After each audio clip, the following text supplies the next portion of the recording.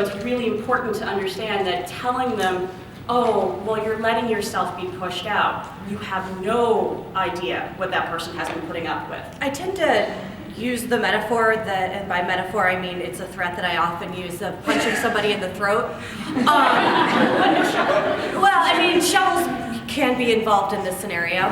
But I mean, the thing is, okay, say you're trying to walk into a room and there's somebody standing at the doorway, and every time you try to walk past them, they punch you in the throat. Well, I mean, the first time you're like, hey, what the hell? And then the second time you're like, seriously, that's not okay. And by the 16th, the 30th, the 500th time you're trying to get into this room and they just keep punching you in the throat, you're kind of like, fuck it, I don't need to be in that room very much. Like clearly this is not a room I should go to. I'm gonna go over here now. And so when people get really like, oh, you just let them get to you. Are you serious right now? Like there's, just because, and we said this earlier, just because you don't experience it doesn't mean they don't experience it all the time. And telling them that they're being too sensitive or that they need to get over it or just don't let them get to you, that is as dismissive and as problematic as the person punching you in the throat. Because you're telling them that their feelings are no longer valid because they just need to suck it up. And that's not how it works. I think the more productive way, and this is just my thing, but I think a more productive way to deal with it is, instead of going to women and saying, hey, buck up, don't let the guys get to you, don't let them push them out, don't let them push you out. Turn around to the guys who are saying, to the people who are saying these things, because sometimes, unfortunately, it's not just guys, thanks to internalized sexism. Turn around to, don't tell the targets that they need to be tougher. Turn around to the people who are targeting people and tell them to shut up, stop it.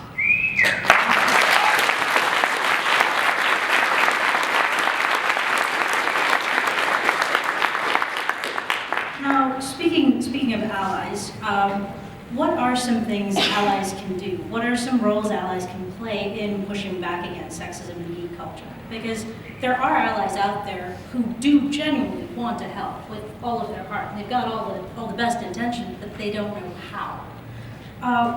What are some of these common, well-intended, but not actually helpful missteps allies can make, and how can we as a community help them help us? Okay,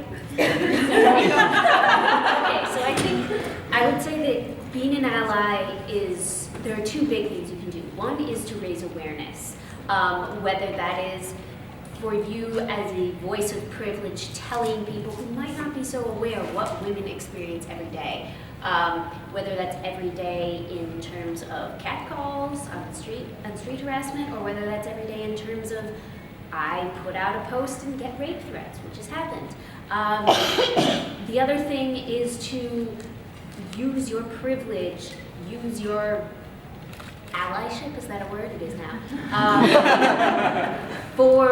To step into situations where you see things that are not right happening.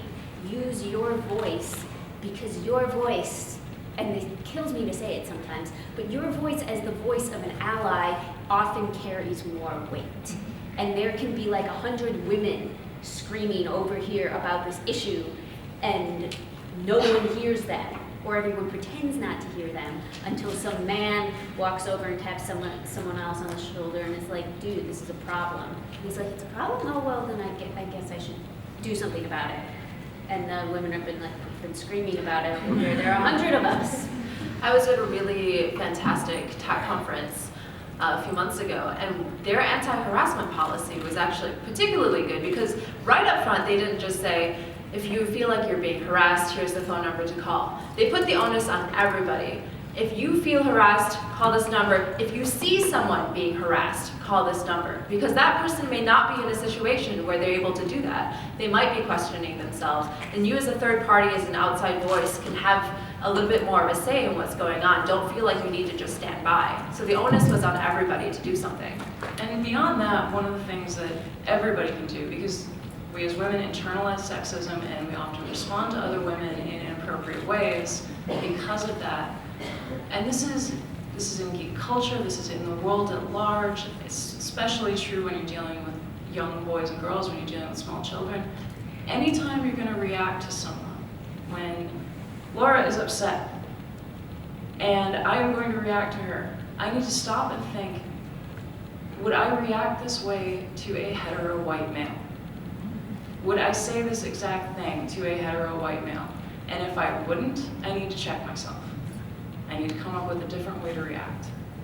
Another really great way for allies to actually help is using their privilege as a platform to make the marginalized voices louder.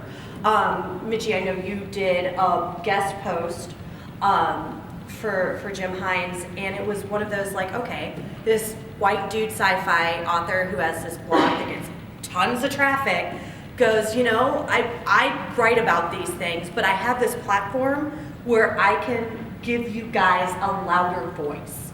Yeah, that was a really, Hines is an author who I followed for a while. He writes fantastic fantasy fiction. And he had been talking about Alex Daly McFarland, who is a writer, she does a column on Tor, had written this really awesome column about people need to start looking at the gender spread of their characters, and it would be nice if we stopped defaulting automatically to gender binary characters. She got some terrible pushback, some awful stuff, and of course, Hines was like, no, he took apart one of the particularly egregious attacks on McFarlane, and was after he wrote this, he's like, you know what? I can keep writing about this as much as I want. I'm a white guy. I don't have to worry about this kind of pushback. But what about the voices of people who deal with this on an everyday basis, who have things to say from personal experience but don't have the reach? So he opened up his blog for a series of guest posts for 2 weeks, and they were absolutely fantastic. That was one really, really good way of helping, using your privilege to give voice instead of speaking for people who don't have a lot of social power. It was allowing them to speak for themselves and to be there as a backup, to use your reach and your privilege. Like Marianne Mohan Raj last night, who is a Sri Lankan author, she writes science fiction, had talked about, she had done a series of posts on John Scalzi's blog, whatever, which gets a huge readership during this thing called Race Fail 09, if anyone's familiar with that one. If you Google it, just be aware all the things. Don't read the comments. Don't. Don't. But she had written 2 posts. One of them was a Racism 101, and the other one was how to write race in your characters. But John Scalzi was there moderating the threads. He normally does this very heavily, but he was very heavy on this one. And because he was there acting as a shield between Marianne and some of the more egregiously terrible, flat out, oh my God, this is terrible, racist comments, the comment thread itself ended up becoming a really good discussion where not everybody agreed. There were conflicting viewpoints that came up, but it was an actual discussion that you could follow. And Marianne did not have to worry about having all this time and energy going in towards dealing with the trolls, the abusers, the people who were just there to stir up shit, and could actually concentrate her time and energy on educating, on sharing knowledge, and that was a great thing for John to do for her. I want to say too, it's not bad being a white male. It's okay if you're a white straight male. White guys, we really don't. I'm just gonna say, Spider-Man, you know, with great power comes great responsibility.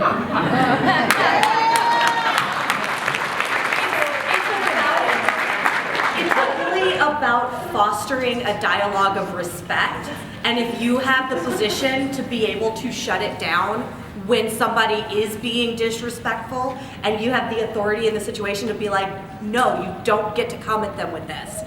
That's your responsibility. Don't talk over the person who's speaking, who's saying these are problems.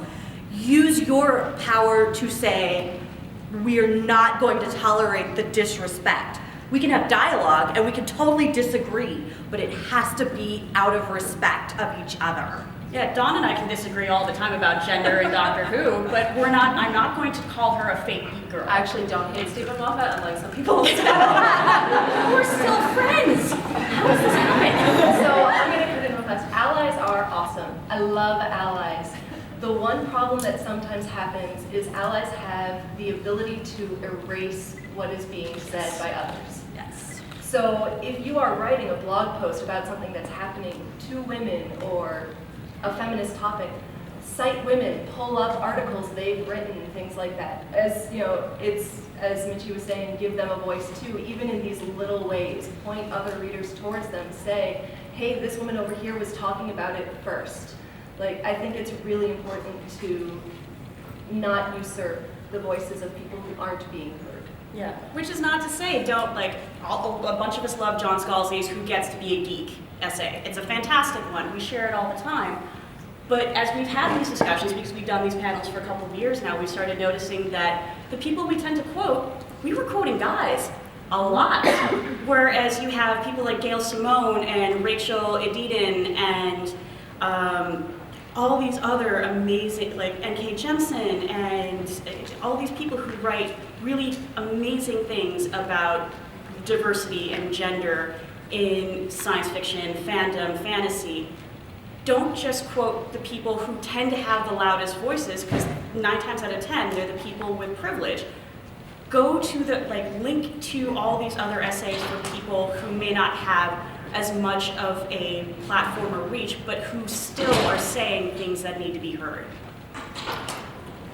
All right, so in line with this conversation, how's the increasing adoption of anti-harassment policies contributed to women feeling more welcome and safe in geek communities?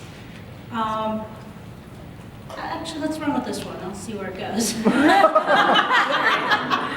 I was going to ask a follow-up to go with it, but no, let's go with this one. I'm just going to put it out there that I think a lot of the pushback we get around putting out our anti-harassment policies, people don't like the idea that it's necessary. It's kind of a blinders, privilege blindness thing. If it hasn't happened to you, it must not have happened. If you haven't seen it, it must not have happened. Right, you don't want the implication that your favorite place or your favorite space is in need of such a policy. But it is. And just because it hasn't happened yet doesn't mean there's not a possibility of it happening in the future. I'd like to cite my favorite current example. I know Ryan's there. Is anyone else? Geek Bar Chicago. Yes. Wonderful, wonderful, wonderful. Opening in a month or two-ish. And they, many months ago, put together an anti-harassment policy. You helped write it, right? I talked to them about it. Okay. Yeah. And for me personally, this was a huge thing because I'm dressed as a hobbit today, partly because I'm 5 feet tall and 100 pounds, and I am a small person. And generally, I do not make a habit of going out to a lot of bars unless I am with a large group of friends because I don't feel safe in most bars, period. Like, whatever they are. I just don't feel safe.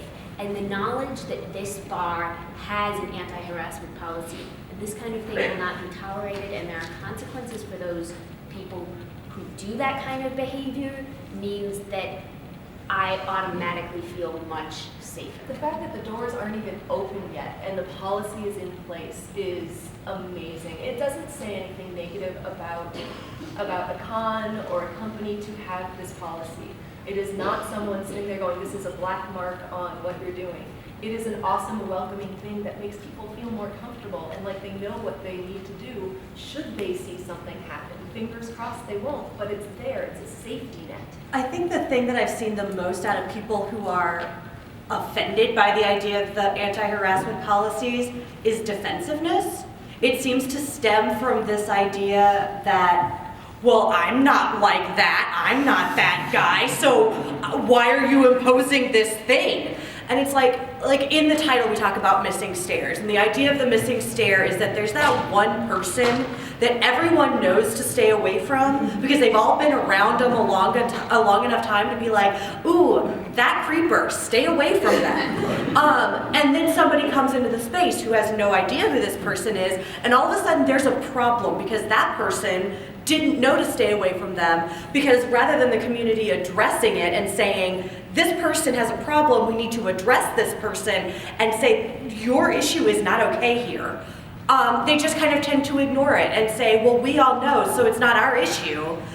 And so then it makes them very defensive to be put on the spot to say, except you knew this person was a problem and you didn't deal with it, you didn't take care of it, and you let somebody come in who had no idea, who then stumbled in and then fell over this missing stair because everybody else has been hopping over it for years.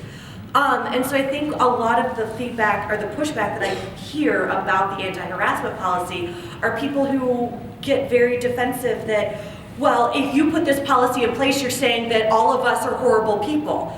No, that's not what anyone's saying. What we're saying is that people deserve to walk into a space knowing that if there is a horrible person, that there is a way to handle it. And that they don't have to trip over this missing stair, that everyone can be aware and that there are ways of solving the problem before somebody has a major issue.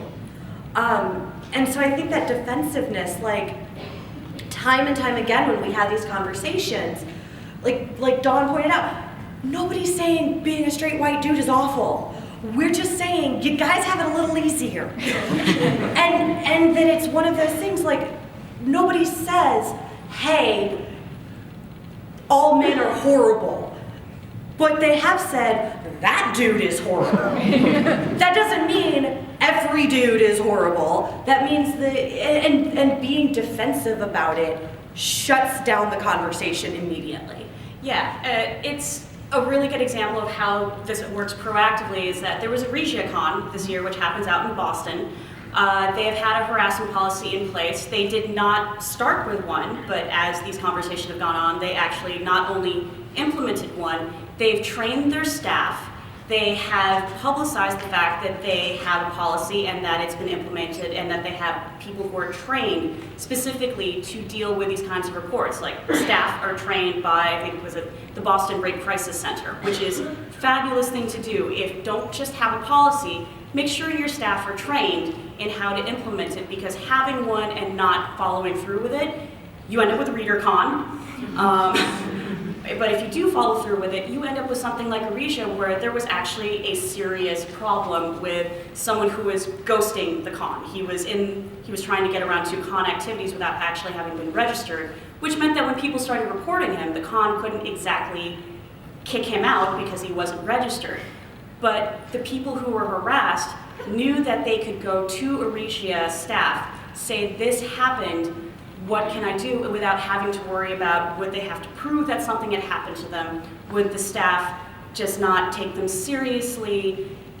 They were okay knowing that they could go up and say something, because we cannot expect people to say things about how they've been harassed, how they've been threatened, how they've been stalked.